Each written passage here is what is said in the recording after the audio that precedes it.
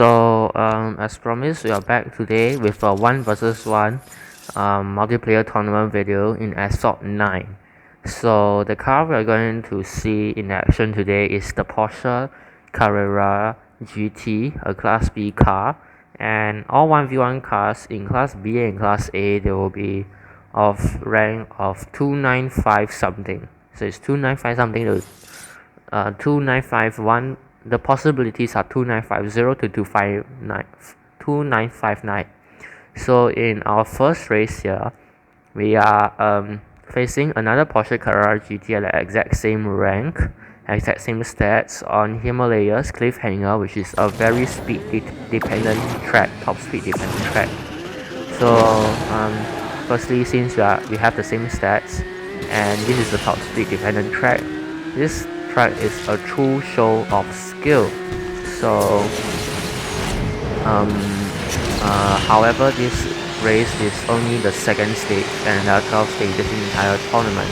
So how 1v1 works is that they're gonna give you 12 races to play, of course with increasing difficulty opponents and increasingly difficult opponents, and you're gonna beat your mission is just to beat them, and then you'll try to have 12 victories, but if you have 3 losses, you will be disqualified. You can choose to have a token option to continue with the same sponsor car, but usually I don't really advise that because that's just a waste of a token. Spend it on your season car packs like the European season pack that we're having now. Spend it on those instead. I bet it's more worth it. So in this race, we pull off first place without problem because in 3 quarters into the race, our opponent wrecked. So in this race, we are able to pull off first place. An important point to note when you're racing 1v1, please do not wreck.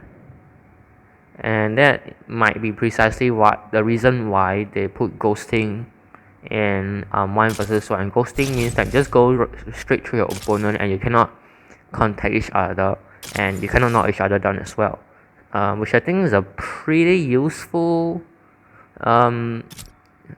feature because once you get knocked down in 1v1, you're finished. You can't revive yourself. And in case you're wondering why the screen size is so weird, I'm using an Android phone.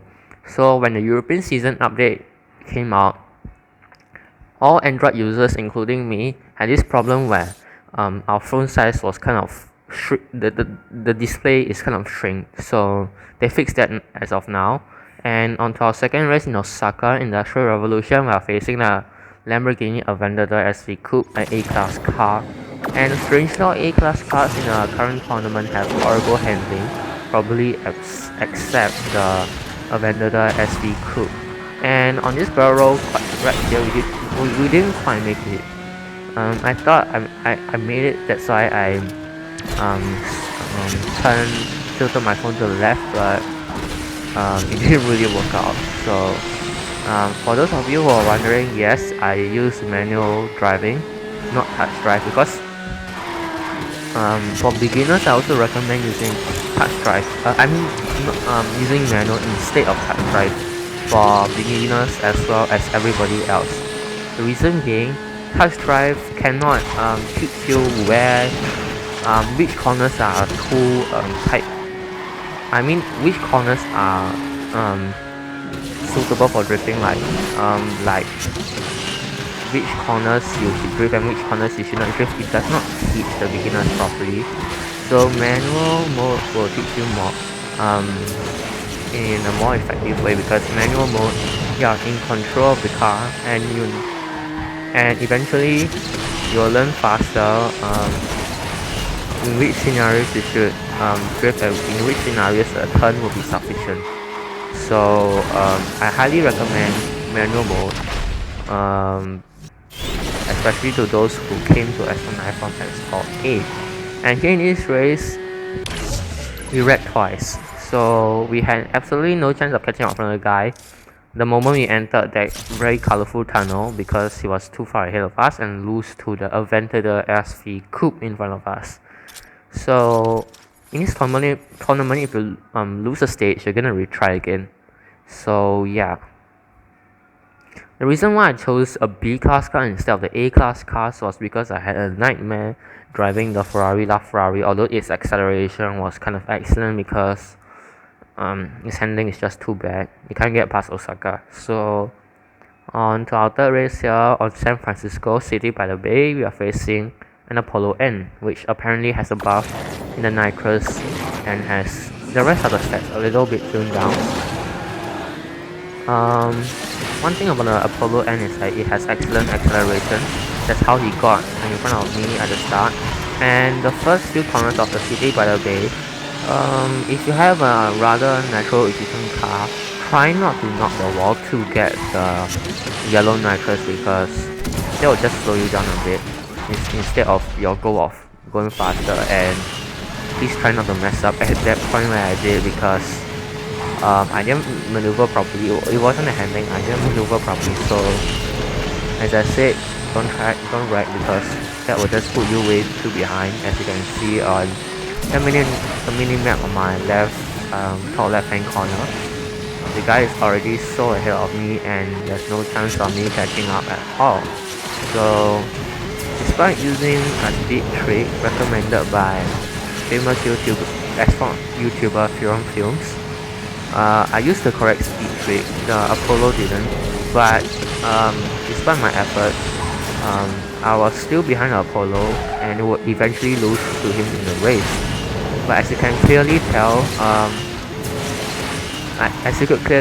I did catch up to him more than if I had taken the same route as him. So that proved that the route I took was a shortcut.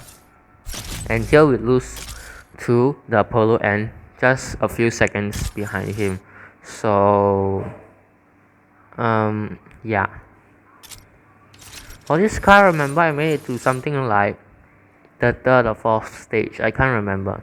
The best result was with the LaFerrari to the 7th stage, and the worst result with the P1 with the McLaren P1 to the 3rd stage. I don't know why the P1 works so horribly for me. I have no idea. And just in case you were thinking what cars were used for the current the previous Formula 1 tournament which recently ended, and which in this race in that tournament these races were recorded in, we have the LaFerrari, which we are challenging now on Shanghai Pudong Rice. We have the Vendetta SV Coupe. We have the McLaren P1. For B class, we have this car, the Porsche.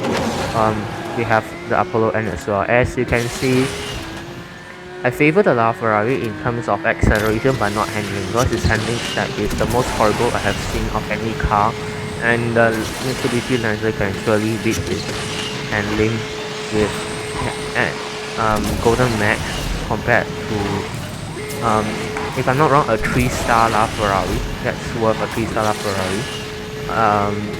Because the Lancer's handling at Golden Max is about 50 to 57 or something like that, while the LaFerrari's handling is almost half of it at 30, 34, around there, which is so horrible that it is the last car you want to use on Osaka.